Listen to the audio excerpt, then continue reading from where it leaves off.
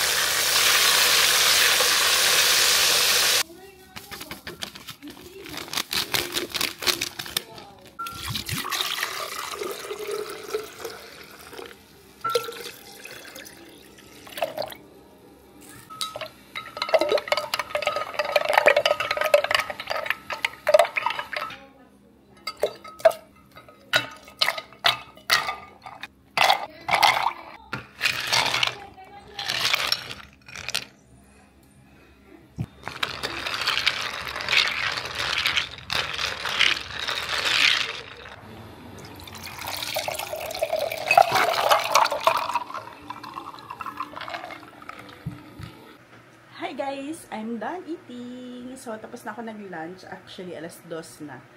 Natulog ako kanina after ko nag-work kasi talaga inantok ako. And then, nagluto ako ng chicken. And then, eto, juice. Para malamig. Kasi, sobrang init sa labas. Daming ice. So, ngayon, hapon, kasi pag medyo ano na yung hapon natin, hindi na masyado mainit, ituloy natin yung garden. Kasi kailangan tapusin ko na talaga yung garden, guys. Ay, hindi naman tapos na tapos talaga. Yung ayusin lang ba, kasi maraming dumi, diba? From the palmera na nagtanggal tayo ng mga sirang dahon. So, nandoon pa kasi sa garden. So, linisan lang natin yung garden, ayusin natin. Tapos, tambay na naman tayo dun.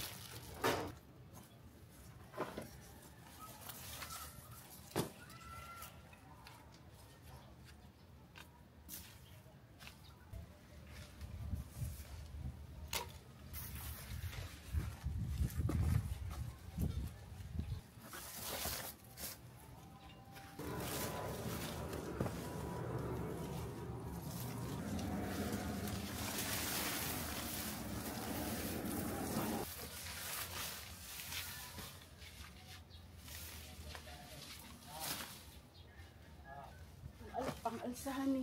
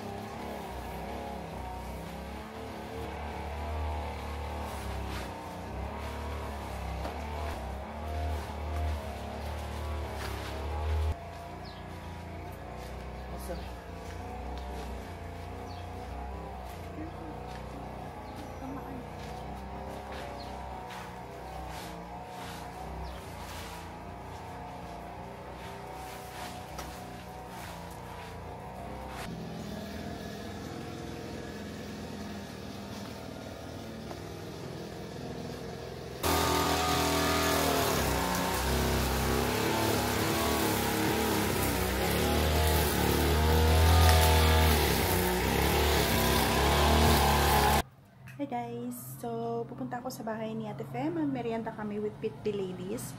And ito ngayon, I'm ready. Alis na ako. So, see you na lang later.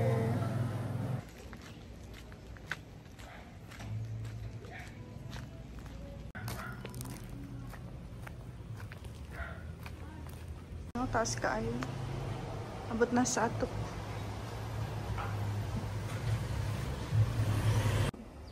Super ganda na nito guys. Bigay ko ulit siya ng kapatid ko kay Ate Fe. Isa lang yung dahon. Ngayon ang dami ng dahon. 1, 2, 3, 4, 5, 6, 7, 8.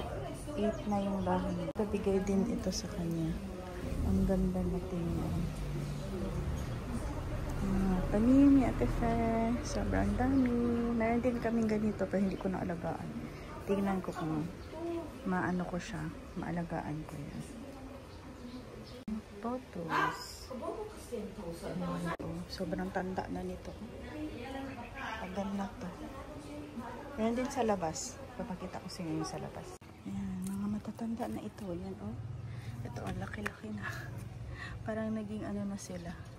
Ang tawag yung maliliit ng mga tanim na sobrang tanda.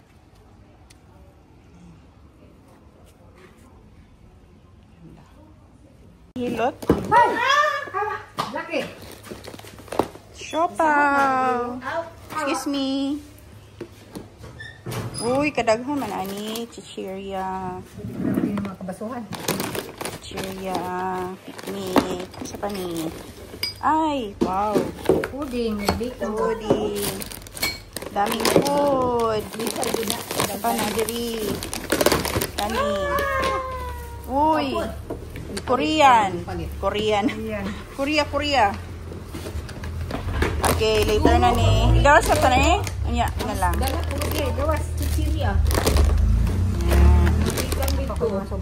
Kani, butang ato din eh. Dagi kamot. Namot din na kay gikan ko nang lamot. Gikan pag CR. Sambo, bagibanto. Ako do trondo. Da. Ay di ba? Ito na pinakalit gamit ako. No Blackie. Order ba ka? From Denshas.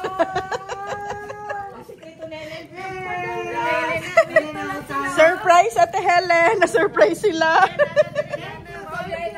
Hala, di sulod si Blackie. Maday nang utana ang sa orasa ko. Wow! Your spirit is with us.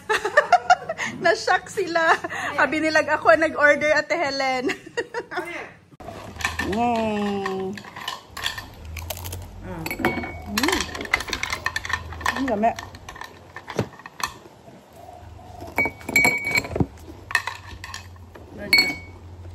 Gusto mo plain cheese? Kanto ko. Ha? Ako na. Marami isa. Abli yan.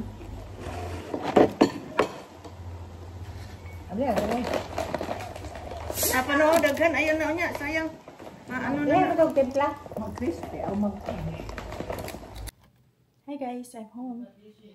So, kakauwi ko lang galing sa bahay ni Ate Fe at nakabring home ako ng pagkain. So, meron tayong siopaw, may mga chips, tapos ito galing Korea, ito. So, maraming ako nadala na pagkain. Thank you, Ate Joy. Courtesy of Ate Joy lahat yan. So, ito naman guys.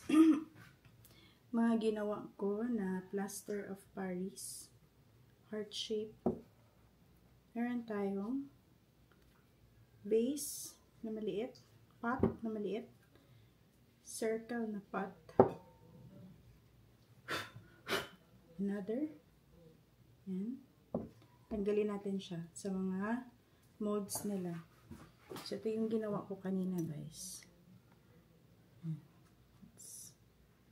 Tanggalin natin para makita niyo ang kanilang itsura. Shading.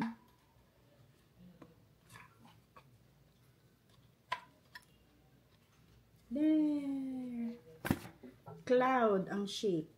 So, pwede nyo lagyan to ng mga vase, patungan ng vase, patungan ng mga jewelries, or kahit ano lang, candles. Depende na sa inyo. Diba? Ang ganda niya, guys. So, meron din tayong shape na ganito. Tcharam! So, ito naman ang kanyang shape. White ang color niya. White. And then next, we have the heart shape. So, kahit ano lang yung patungan nyo, i-display nyo ba sa bahay ninyo, patungan nyo ng kahit ano, depende na sa inyo. So, ito naman yung ating heart shape. So, meron na akong ganito, nagawa ko na siya. Yan, ganito na shape.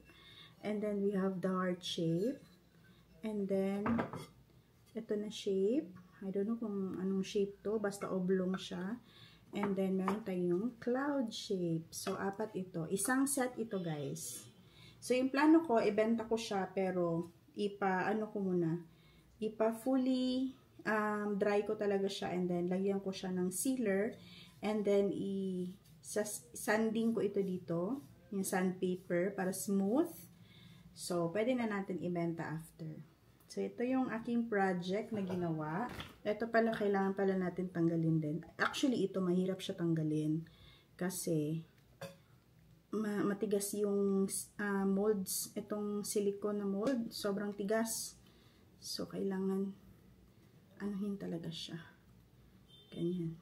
Minsan nagtakot ako, baka mabasag yung yung vase. Pero so far, okay naman siya. Ilang beses ko na rin itong ginagawa, guys. Medyo marami na rin ako nagawa na ganito.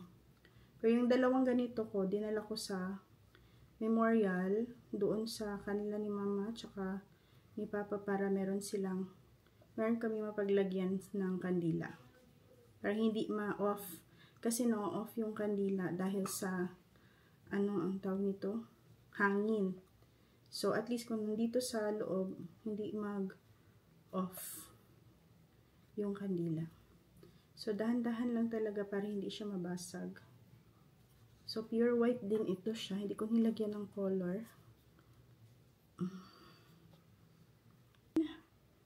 Ayan na. Yeah. So, yan. So, hindi pa siya fully dry. Papadry ko muna siya. And then, lalagyan natin ng sealer. Yan. O, diba? Iba yung color niya sa ilalim.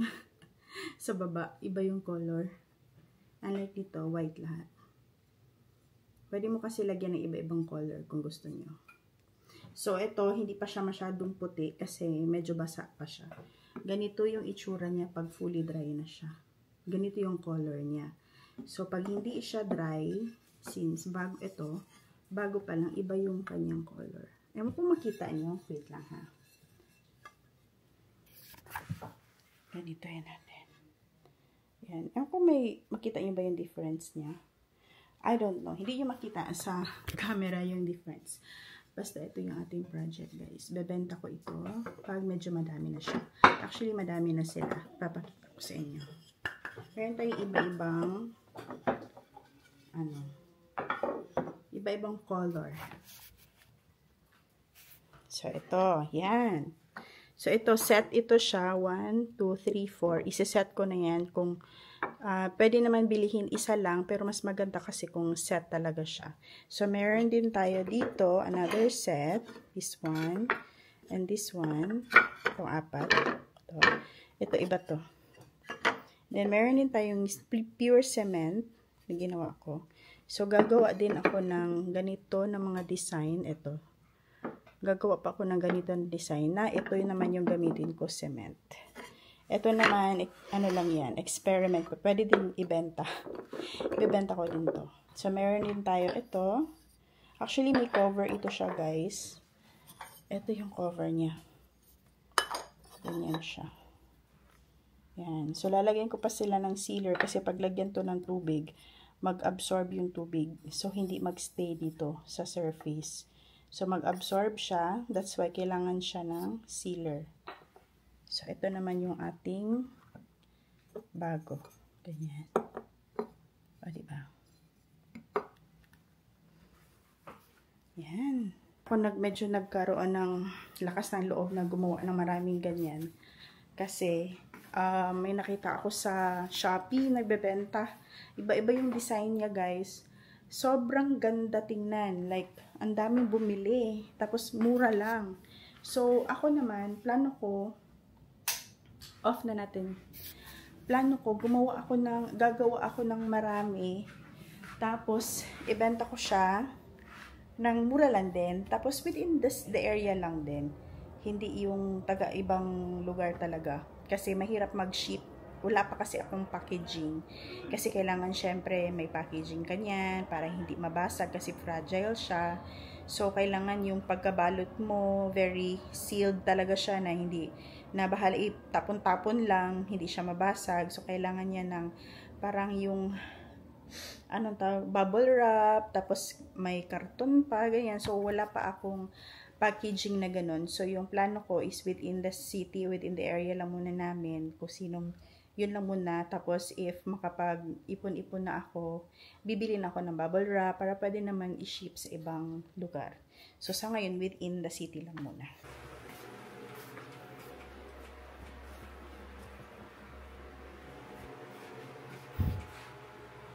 Tapos na ako nag-change ng bedding ni Yuri. Hindi ko muna pinasok yung kanyang mga stuffed toys. Kasi lalabhan ko muna siya. Medyo mabaho na. Edit lang ako ng aking vlog. Yan. Pero meron naman tayong ma-upload, guys.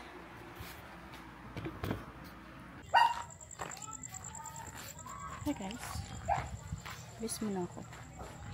Ito lang ako sa kapitbahay. May ihahatid lang ako na letter para sa chapel naman.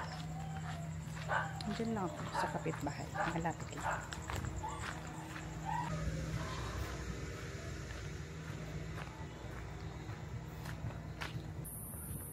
So, yun na. Tinignan niya na. May correction. So, ulit tayo para i-correct natin yung letter. So, mag-copy ako ng tatlo. Edit lang natin. Konti lang pala yung pina-change. So, edit lang konti.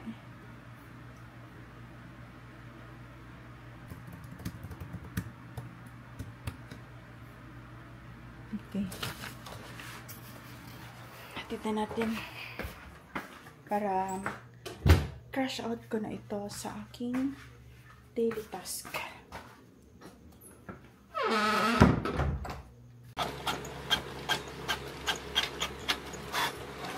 So, I forgot. Paalis na sana ako. Kailangan ko palang pirmahan. Kasi isa rin ako sa signatory.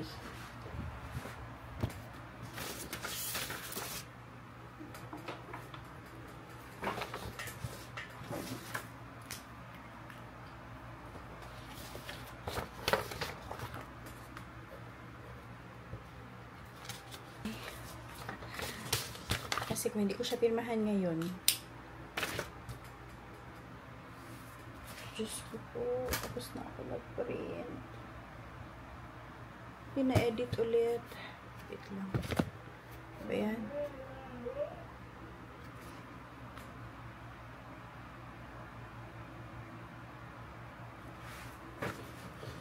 Okay, edit muna tayo ulit. To withdraw. From SMS. Ang ganda ng mga bulaklak ko. It's blooming. Okay na natin? Flowers. Yay, I'm done. So, nagpirma na rin sa ate. Sa Sabado na naman ipasign yung mga signatories doon. Kasi, nandiyan naman sila sa kasaulugan natin. So, I'm going back. I'm going back home.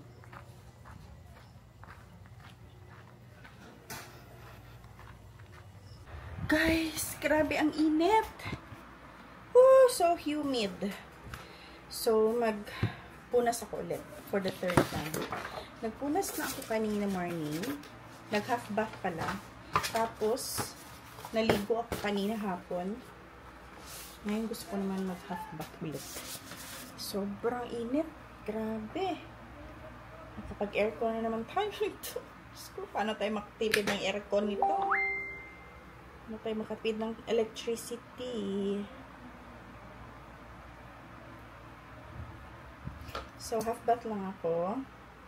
And then, 8:22 na. I-try ko matulog ng maaga, guys. Kanina, medyo inaantok ako habang nagkukwentuhan kami ng mga pretty ladies. Sobrang init talaga. Ang init.